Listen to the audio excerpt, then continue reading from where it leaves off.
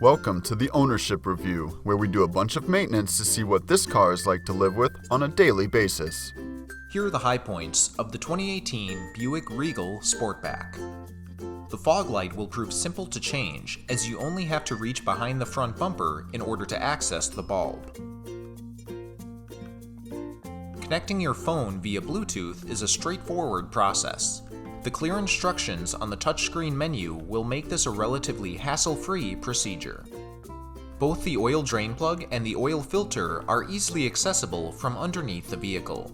No panel removals will be required to access these parts for an oil change. Not everything is perfect. Here are the pain points. With the exception of the fog light, all of the headlights have rather convoluted access. Many of the bulbs in the main housing are LED, and will require an entire housing replacement should they ever burn out, and others, like the parking light, will require tools to remove the wheel well lining in order to access the bulb. You must make a long and cramped reach down through the engine bay to access the petcock.